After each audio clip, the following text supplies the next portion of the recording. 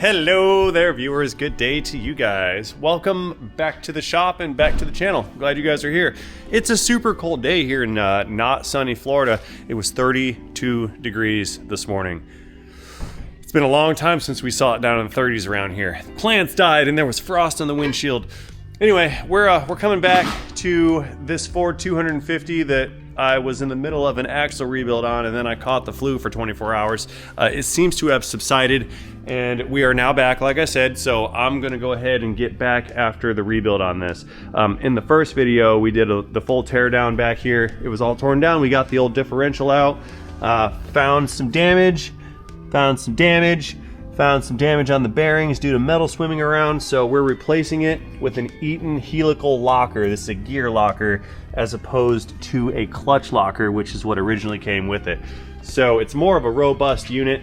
We're going to be replacing all the bearings and the races and the ring and pinion in the unit. So it's going to be a full rebuild. Now, since we had found a bunch of metal in there floating around, I'm going to have to pull these hubs apart because we're probably changing the bearings and the wheels as well, because that metal would have migrated with the oil into these bearings, and then it had been running metal on the bearings, so we're gonna have to replace those as well. That being said, all this stuff has to come off, so I've got some tools out. We are prepped, ready to go, so let's get after it. Loud noises time. We're starting off strong.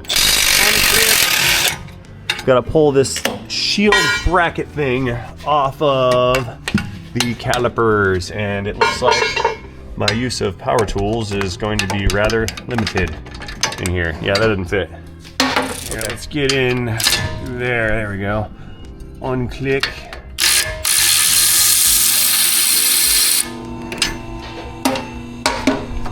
That's for this little shield business.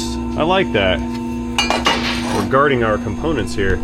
So now we've got two more 18s. Those are going to be deep well. All right, next one. Unclick.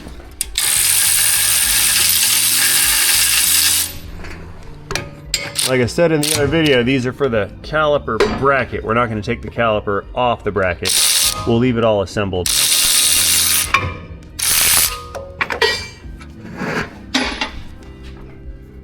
Uh-oh. Stuck. It was almost taken by the gravitational nature of our celestial body.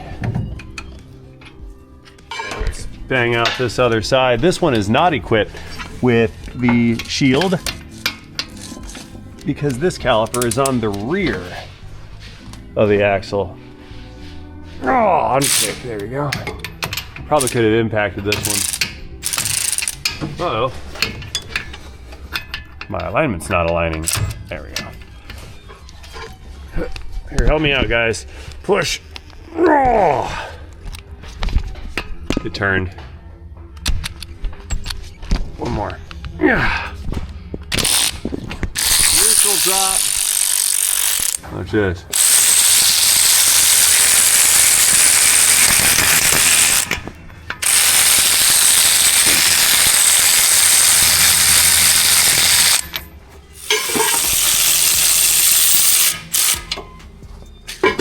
Very good. Let's get the bottom bolt out all the way. It's not coming out fully.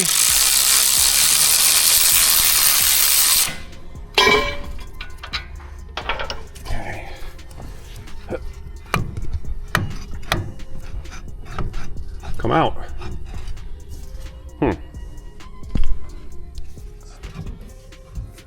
Oh, it's had a replacement hose on it, and that hose is short. That's why the hose wasn't letting go. It's odd. Don't care for that so much. Here, let's give this thing some slack. Try to bend that up a little bit. I don't care for that. A little better. Okay. So we can probably yank these rotors out, and then we'll unbolt this hub right here and pull the hubs up. Piece of parking brakes. Very good. Get that other side. Okay.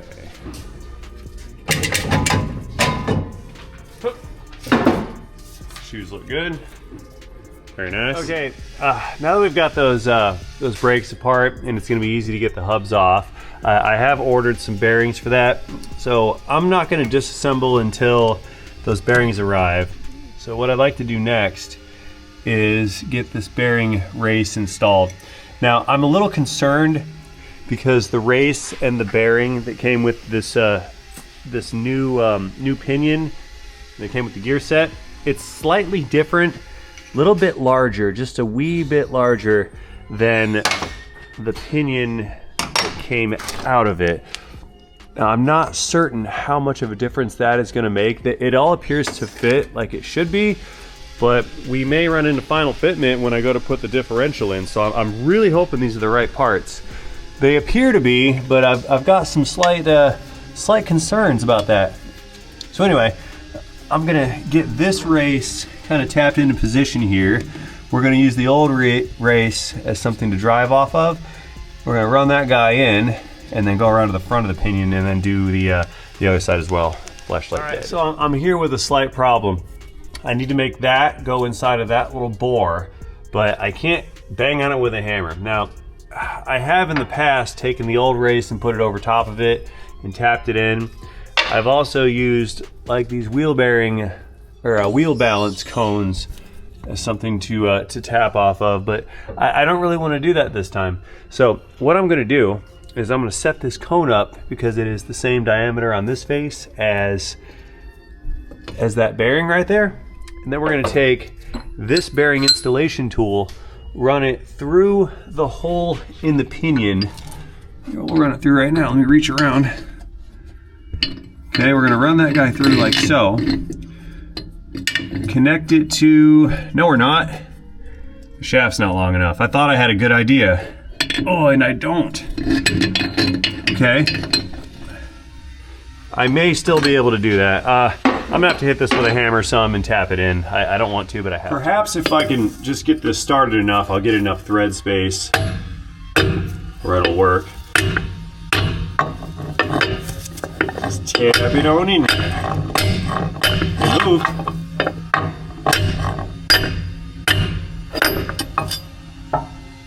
Moved, kind of. Man, not appreciating this. What I was trying to do is put this plate against the snout here, but that's taking up too much space. So what I think I'm going to attempt is a smaller little fitting. There's no bearing in here right now, but there is that big old lip. So why don't we put that on the lip? That gives us a couple inches of recess, right? Take this guy, put that through. Maybe that's enough thread. Let me crawl out and get back to this back side. That might be enough overall. Yeah, this is gonna work. Okay, so then we'll center this because this guy on its little step there fits right into that bore. So we'll use this for centering and alignment.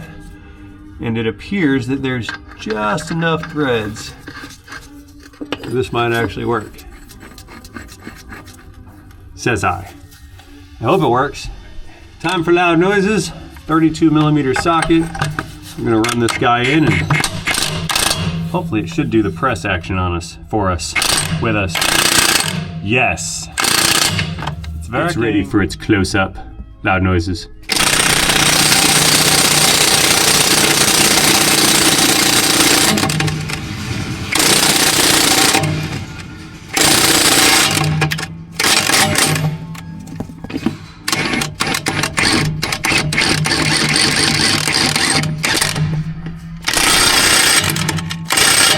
I believe that's as flush as it's going to go, so let's back off the nut.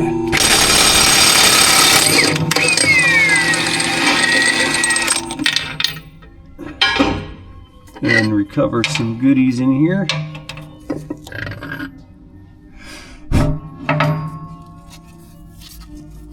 Dust-o-matic. So looking around on the back, or feeling around rather, I don't feel any lip back there. I think it's fully seated. Let's go around to the front and check it out. Okay.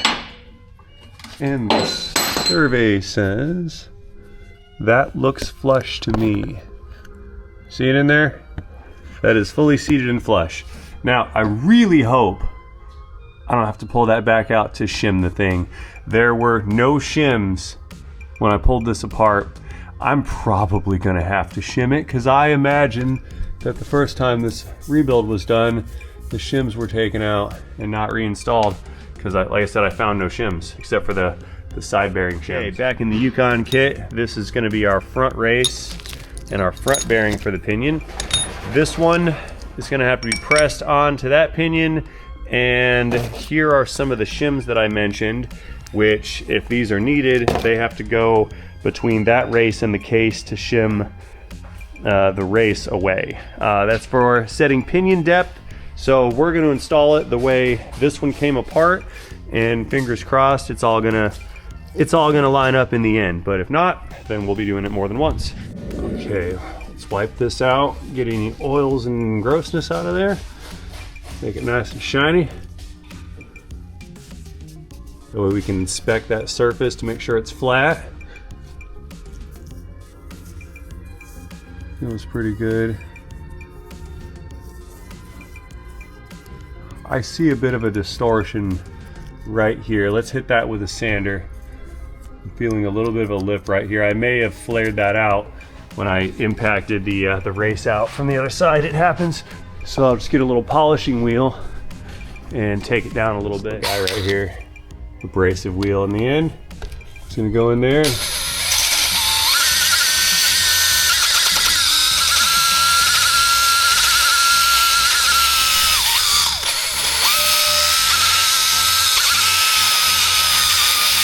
There.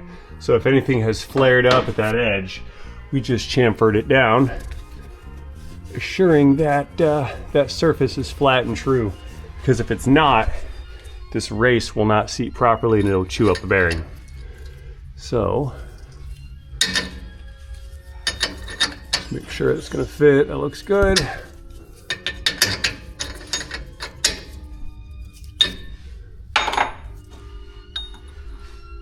Same diameter.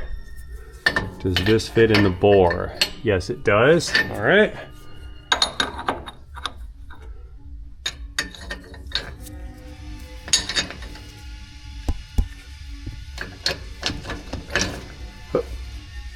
Just encourage it just a wee bit. Everything's a hammer. Ow. I just hit my thumb. Okay.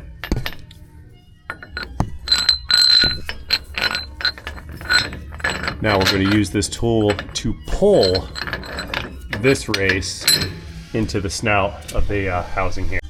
So we still don't have enough thread to use that other cone, so I'm going to do something a little risky here. We're going to use a smaller cone that's actually going to fit in that that bearing race, like inside of it, rather than flush with it. So if you look way back in there, you can see we're pulled at the front race. That's looking good there. We'll put a spacer on it just for fun. And the nut, right?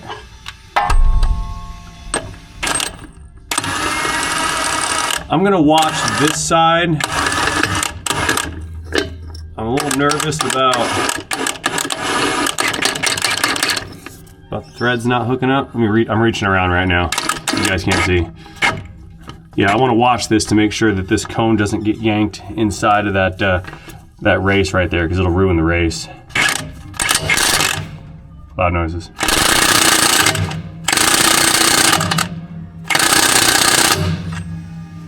Okay, threads are flush. Let's keep going. Threads are coming out, so it is pulling the other bearing. The bearing race, rather. I put my gun on high power mode. Let's see what it does.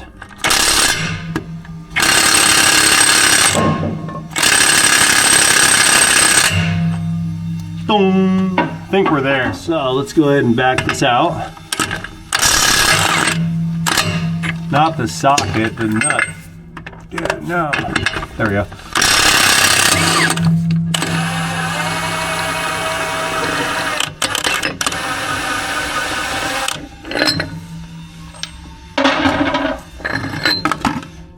surgical. Surface looks great. And looking down at that other race, it is sitting flush against the housing. This was a successful operation. So let's go get the pinion bearing pressed onto the pinion. This one's got to press on, and I hope I don't need to take it off again to shim it. Okay, a few minutes later, and I think I have the setup ready, and maybe this is going to work. So we need to press this onto this shaft. There's interference fit between this inner race and the outer diameter of the shaft right here, okay? So we can't press down flat on this bearing because the cage of the bearing actually sticks out farther than the inner race. So we've got to put a bunch of pressure here without putting a bunch of pressure here because we'll ruin the cage. So I have this thing lowered all the way down because we're going to take this piece of exhaust pipe and work this pipe in, and that might work. I realize this is kind of sketchy looking, but I'm thinking it'll work out. So let's go ahead and fire up the jack over here. Let's hook up the airline, and we'll run the jack down, start the press, and fingers crossed it's going to work and it won't fly out and hit me in the heel. Let's close this up. Hit the button here. Release.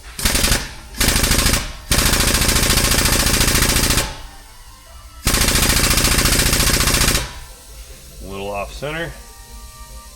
I'm watching right up here. You guys can't see the center point of the bottom of this this beam, but I'm looking right at it.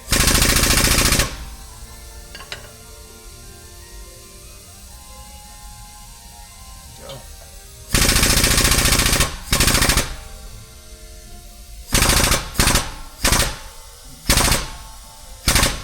I think it's working.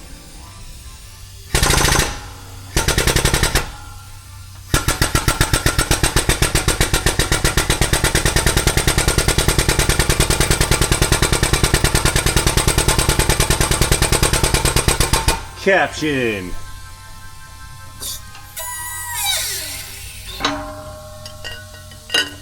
That'll do. All right, so I'm wondering if this is bothering you guys as much as it's bothering me. See all that styrofoam stuff on there? I need to do two things here. Number one, I need to clean those off. And number two, I have to product place and attempt to sell you guys at a fantastic value some of my Detco brake clean available at Detco.com. Two birds, one stone. And that will end my moment of shameless self-promotion. Shiny. Oh no, I ruined a Post-it note. It's unfortunate. Get all that junk off of there. Very good. Okay, let's get this thing fitted and we'll work on the carrier next. And if that first one wasn't enough, round two. Aha! Let's clean off the rest of this real quick, like.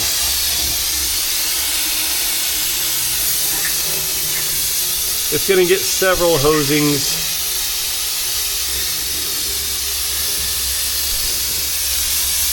All right, all done. Air! Okay, with everything nice and shiny, we can get this guy inserted. And it looks like it fits spectacularly in that position. That's good. So I'm gonna go around to the other side and we're gonna throw a bearing in it and then get a nut on it just to hold that in position.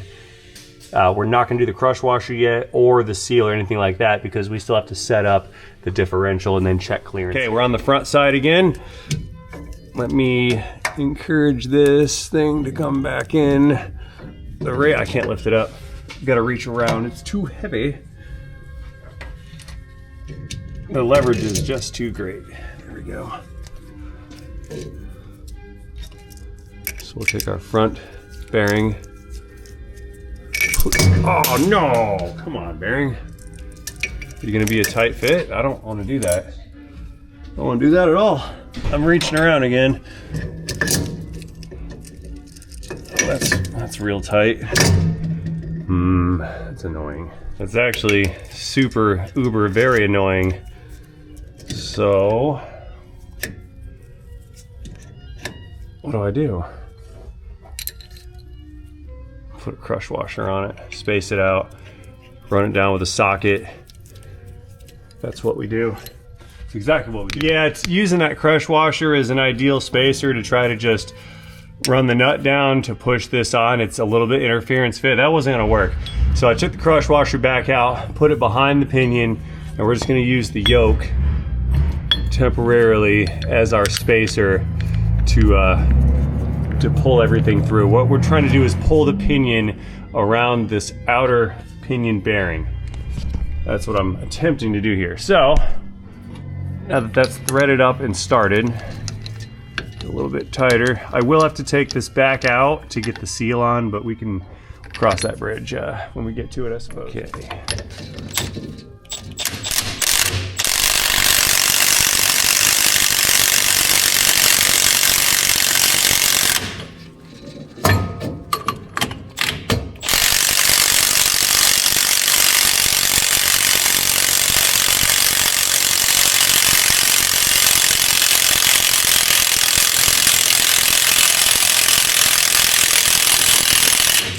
Atrás! No worries. We'll just get a bigger gun.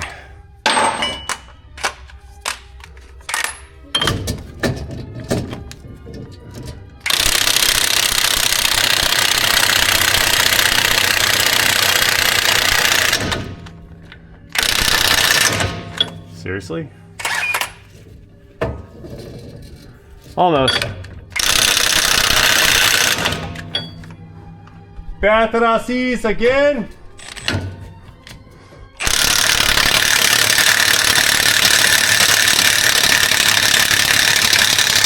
I'm getting into the crush washer, I think.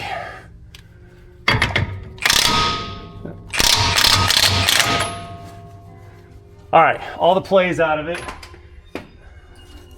That's actually almost like perfect preload. But yeah, we see there's no play.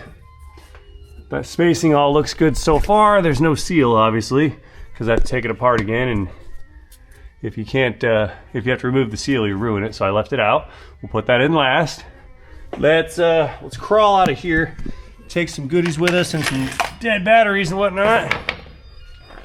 And then we'll go back to the press and set up that those carrier bearings on the actual diff. Let's go ahead and get the ring gear bolted on too. I'm supposed to Loctite these, and I have Loctite in with the kit.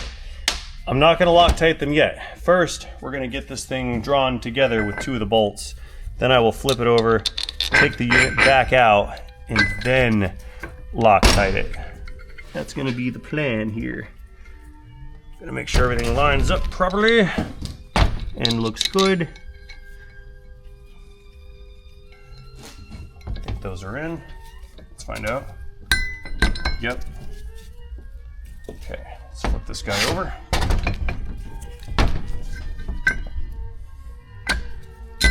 Do I have this the right way, or did it go the other way? I think I put it on backwards. Yeah, I'm dumb. No, it's fine. I guess I went full dyslexia on that. So anyway, what I'm gonna do, we're gonna draw this ring gear up to the plate here on the carrier, just to check fitment and make sure it's gonna clear that lip. There's a bit of a lip right here it's gotta fit past. I think it's gonna go. It's, I guess, maybe semi-press fit. That's what it appears to be. Let's do 2 more. Draw it up from four different spots rather than just 2.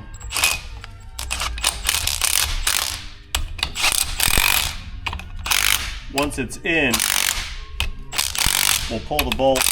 I will Loctite them, torque it,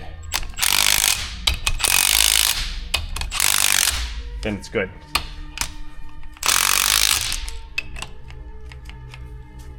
Reload. I believe it's now sitting flush.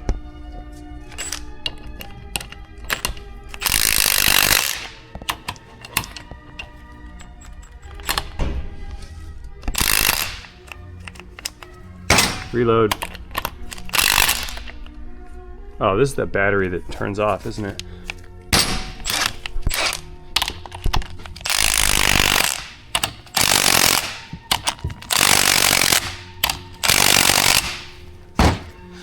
Sweet. It's flush. What's up, girly? Hey. What you need? It's chilly out here. It is, yeah. Layered. A little bit. Are you layered? I am layered. I'm also layered. Oh, goody. I would like to speak with you in the office, please. Okay. You heard the boss. I'll be right back. You guys stay here. Actually, no, don't stay here. Go to Rain Man Auto real quick during the little commercial break that YouTube's gonna stick in here. The intermission, and go check out that brake clean I was talking to you guys about earlier. Okay, so now I'm gonna go ahead and pull some of these back out. 2 of them.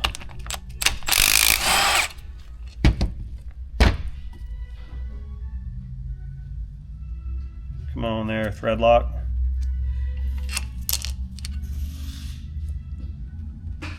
And we just repeat with all the remaining. Okay, so they're all run down. Let's just blurp them once with the big gun. That was not how I saw that working out. Thought I could contain the awesome power of the anvil. I was wrong.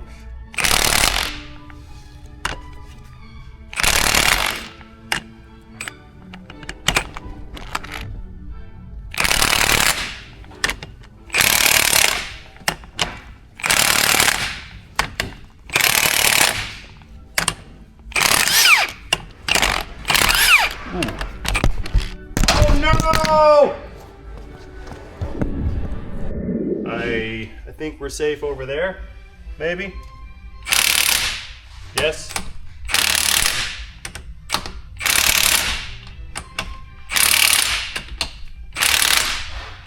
That's the one I missed, all right. I knew there was one. Ooh!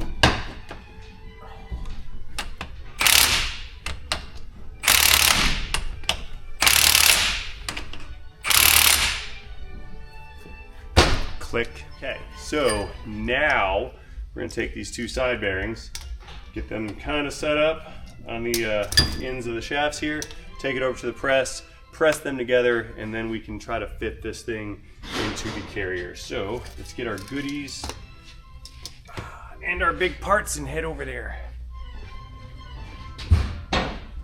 You know, dropping this would be bad. Okay. Oh. Okay, that's on the press. Let's get it set up and press them on. So it is very, very, very, very ultra important to make sure these bearings go on not like this. They go like this. They're pointing away from the center line of the unit. And same principle as the other bearing, we cannot press on the cage. So we're gonna do some sketch-o-matic stuff here with a socket. Let's get her centered. All right, tighten that down.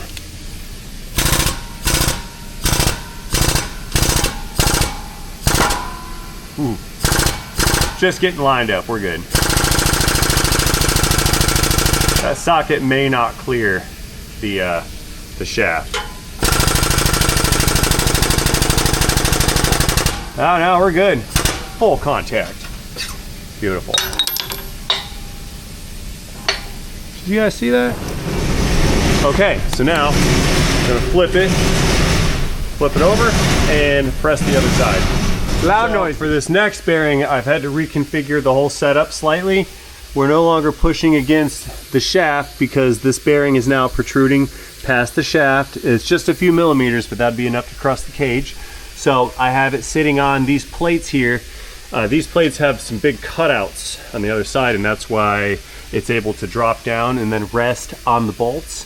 So we've got a good platform to press to, and we're in position to press on. So let us begin pressing.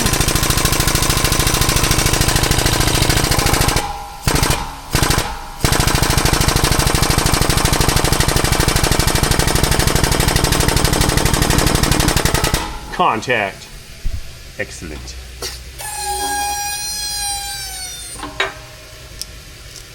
That's beautimous. All right, so we're ready to fit that thing up into position in there, and we'll start checking some clearances on the ring gear to pinion gear fitment. Okay, coming in kinda. I've got this big old unit sitting in my lap, smashing my vitals, getting the races wrapped around those two bearings. I know you guys can't see. Bear with me here. Oh, this is heavy. Ooh, I don't have the curl strength in my arms. Hang on here. Gotta be sneaky with this. You guys see? Not really. Here.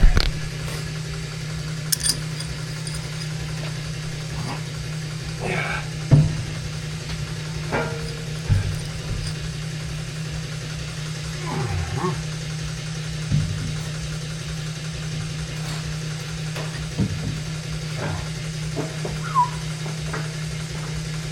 Don't fall. If it falls, I'm in trouble. Big trouble. Okay, so what I'm intending on doing here is checking fitment with the factory shims that we took out. We talked about that in the last video. So we're gonna put in the known worked last time shims, and if we need to, they'll be readjusted accordingly based on preload and things of that nature.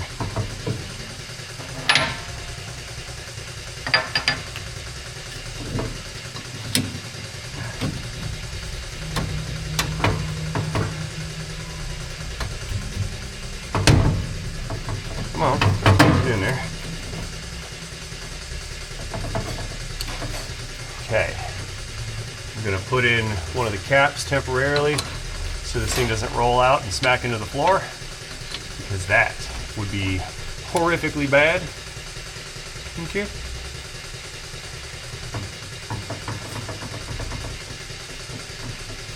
There we go. And I'm gonna relax my noodle arm in a minute. There we go. All right. Woo! Okay. Put the cap on the other side. Slide you in. Stick a bolt on it. That other bolt. It's over here inside of all the brake clean oil. Okay. I think we're probably kind of close. Okay, let's go ahead and snug these down a wee bit. I'm pushing the shims in.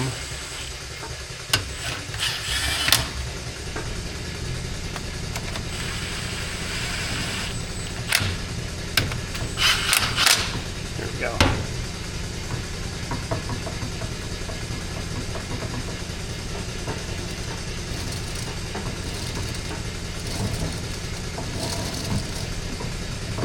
Okay, preload's ridiculous, or there is no preload.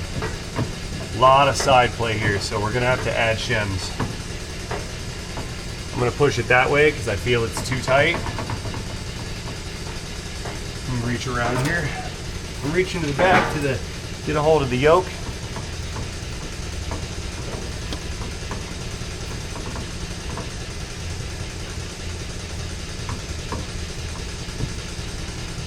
Yeah, if I pull it this way, it's way too tight. I pull it that way to my left, it feels really good.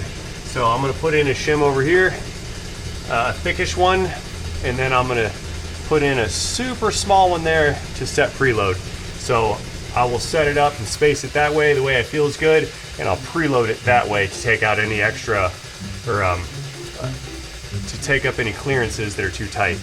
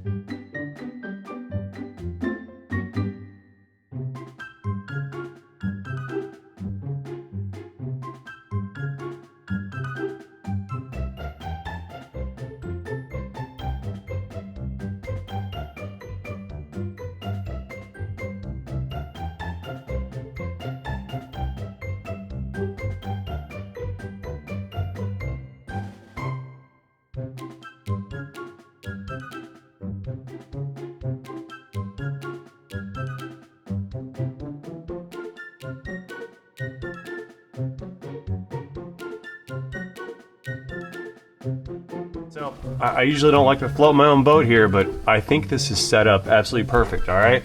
We have maybe 1,000th of side play.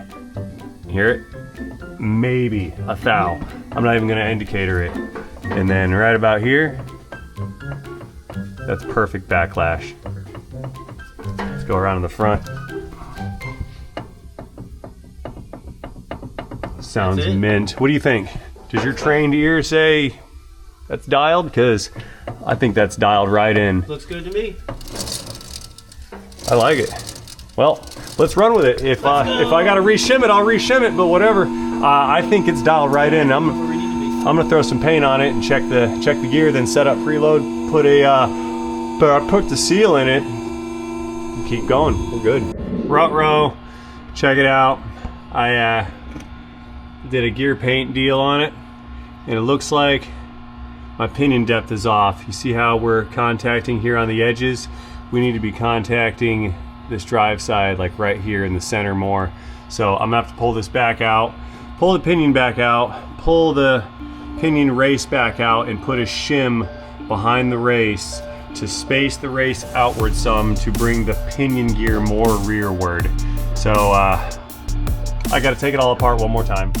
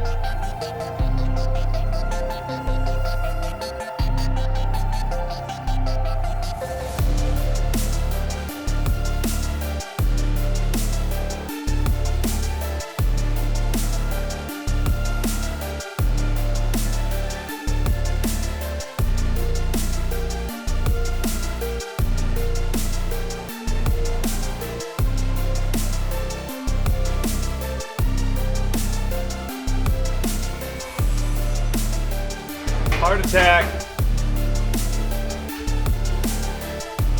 Okay. That's not good.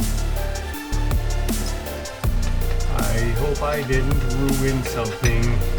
And I also hope I don't have to do this again because I just broke my cone. It appears that this cone cannot sustain those kinds of clamping forces. Yeah, I broke it. That appears to be porous cast iron. Note to self, don't do that again. I must have collapsed it in on itself. Okay, that's cool. Space isn't gone. It's sitting flush. And that surface feels great. Let's take a look at it. Hope I didn't ruin it. Negatory. It's good. All right. All right, let's proceed. I hope that shim that I put in is gonna work.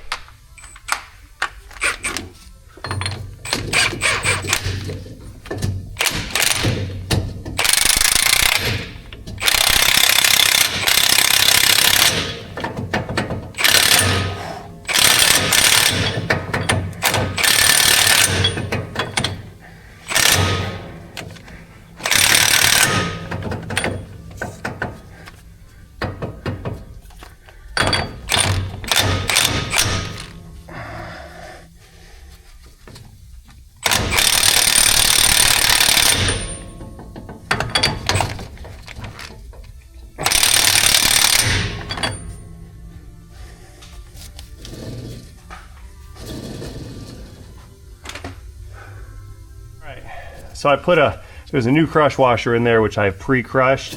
We're not preloaded yet because that's way too much free spin, but I can crush that some more and get preloaded later on. I hope we got it accurate, because if that gear pattern doesn't line up, I'm gonna have to order more crush washers. And then finishing this right now is gonna be a wash. I don't wanna wash it. I wanna brake clean it and finish it.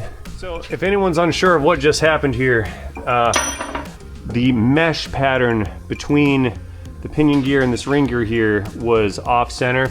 And according to the spec chart over here, I had to increase pinion depth, which means move it back closer towards the ring gear, and that's going to get that pattern more in the center of the drive side of the ring gear, and hopefully I got it right on target. If not, then I've got to pull it out and try again with some different shims, and I don't want to do that. Now we're going to put this thing back in here. I've got to adjust side spec on it, the left or right, to get the mesh proper for backlash. And then got to set up preload again on the shims. So everything I did earlier with preload is invalid. We've got to do it one more time. And then I can paint the gears again and then recheck pattern for a secondary time. Yay.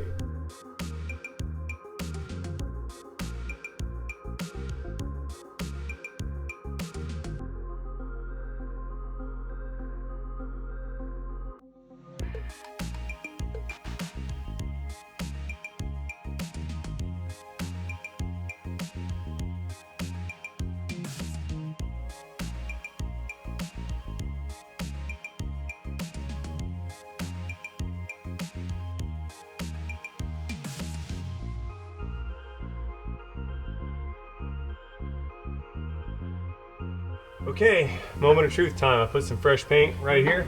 So I'm gonna go around with my right hand and grab the pinion. I'm gonna keep friction on the diff carrier with my left hand. We're gonna use the pinion to rotate this around, and that's gonna let us see what kind of pattern we're getting. Oh yeah, that's more nicer. That's a lot better. Whew. It's showing up more on the part where paint transferred from the pinion onto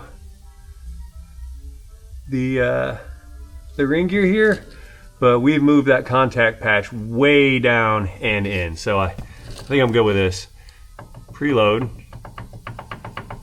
was already good because I got a tappy tap to shim that in to preload it. And we have 0 lateral play, and our backlash, that backlash is great. Let me move the pinion here. Yeah, there's almost no backlash in it. We're good. I think this is spec'd in and set up. So, I don't have my bearings yet. Yeah, there's no bearings here. Well,